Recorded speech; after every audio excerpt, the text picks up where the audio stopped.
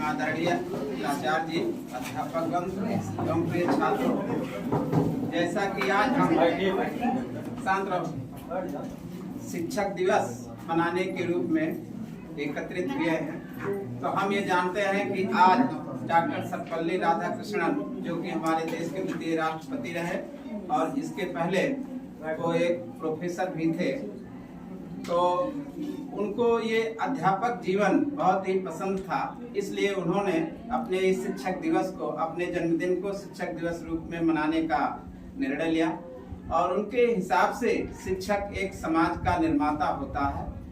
वो हमारे छात्रों के अंदर जो प्रतिभा छिपी हुई है उसको जागृत करने का उचित माहौल प्रदान करता है। जैसे हम जानते हैं कि एक बीज के अंदर एक वृक्ष उसके हृदय में छिपा होता है, लेकिन जब तक उसे अनुकूल परिस्थितियां नहीं मिलती हैं तब तक वो केवल एक बीज के रूप में ही रहता है।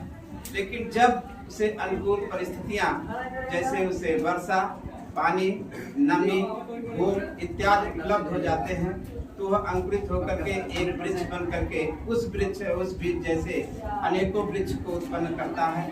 ठीक यही काम एक अध्यापक का होता है। अध्यापक किसी भी छात्र को कुछ पढ़ा लिखा नहीं सकता, लेकिन वो उसके अंदर जो छुपी हुई प्रतिभा है उसको जागृत करने में एक विशेष सहयोग करता है। और सही अध्यापक या सफल अध्यापक वो होता है जो किसी विद्यार्थी के अंदर पढ़ने की रुचि उत्पन्न कर देता है।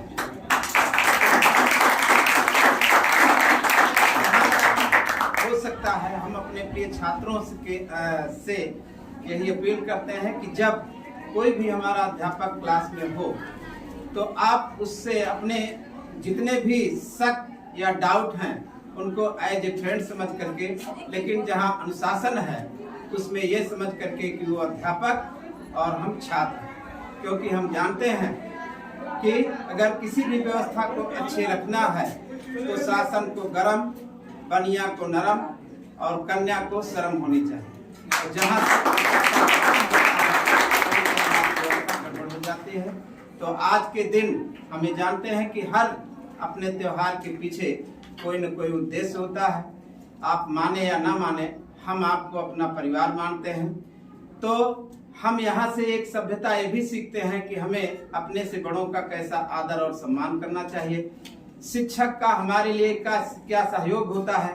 अब ये सोचिए कि क्या जामवंत जब तक याद नहीं कराए तब तक क्या हनुमान जी इतने ही फेमस थे जितने आज।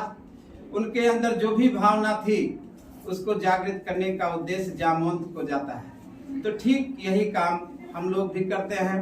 अध्यापक 1 किलोमीटर का पत्थर होता है जो कि सड़क पर चलते हुए पथित को ये बताता है कि अभी आपको कितनी दूर और चलना है।